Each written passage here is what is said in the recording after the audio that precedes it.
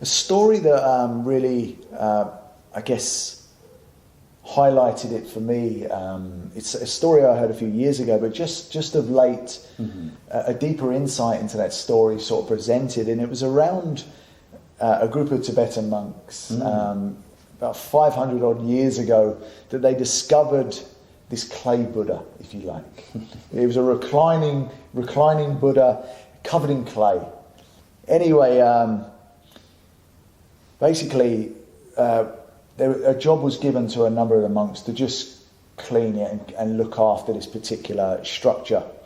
Anyway, what happened one day was while cleaning, the monk noticed this glimmering bit of light coming from beneath the clay. And he was like, wow, what's this? I've got to let the head monk know, if you like, that I found something here. Anyway, on an investigation, they found that under the clay was this golden reclining Buddha. Amazing structure. Anyway, the story came out that, a previous 500 years before, the Buddha had been covered in clay to protect it from invading armies. Because it was such a valuable, priceless structure that they wanted to keep it guarded from these armies. And they covered it. What the reason I'm sharing these stories is this analogy really is around our hearts as men. How we create this clay, or if you like, or this mud around our own hearts to really guard us from getting hurt.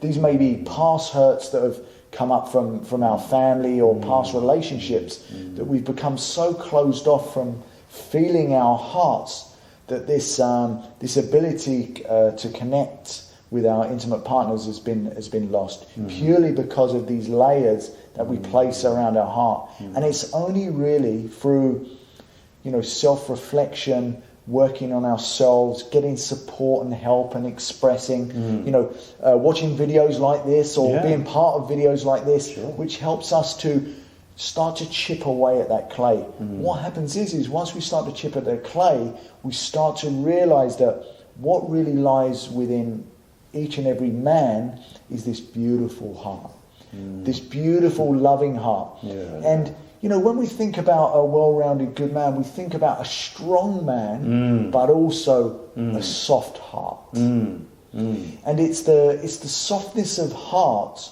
with the strength that allows us to have that integration, if you like, of masculine qualities and feminine qualities. And it's only when we start to embrace our feminine qualities, and yes, men, we do have feminine qualities, and we can nurture. It's interesting that they say fathers can have an equal bond with their child as what a mother would if they spend a lot of time with that child. So that tells us that nurturing capacity lies within each and every man as it does within a woman. And it's only the softness of our heart that allows us. So fear. So if we look at fear, for example, as an area which resides on the lower frequency, our lower energy centers, if you like. We look at fear.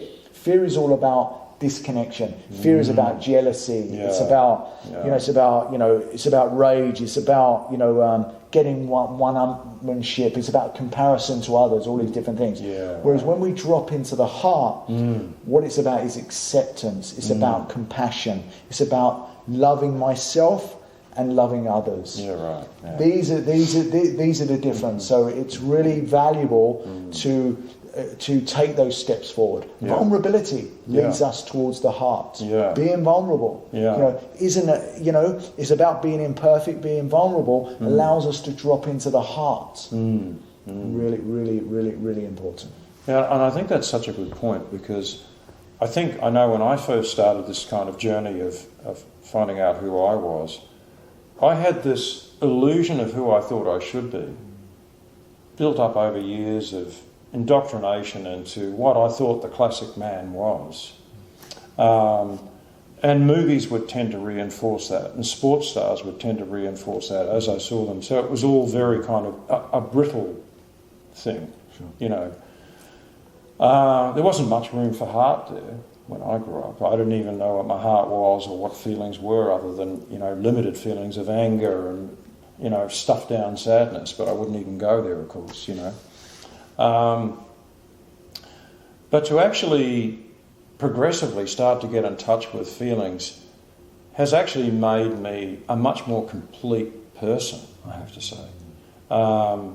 And really shedding tears of the man that I thought I had to be. When I eventually did that, it was an enormous relief. It was like a huge burden had come off, because instead of being an act of who I thought I needed to be, I could start to be me and start to find out who actually I was. And that's a continuing journey, I have to say, Dean, and it's a fascinating one. But it's a lot better than living in this kind of image of who I thought I had to be as a man from a patriarchal background, or wherever the background is, which mine was fairly patriarchal, so that I could actually just kind of drop all that progressively and come into the here and now, who I am, and who I am is okay. And I deserve to love and be loving, and it's a nice place to get to. And I must say, it doesn't happen overnight. It really doesn't happen overnight. There's lots of levels and layers to it. But we've only got this life, depending on what your belief is. But let's just say we've only got this life. How would you like to be living into the future? How would I like to be living into the future? So my hope is with this video is that men will find a way out of a kind of that self-imposed prison, and I have aspects of knowing what that's like.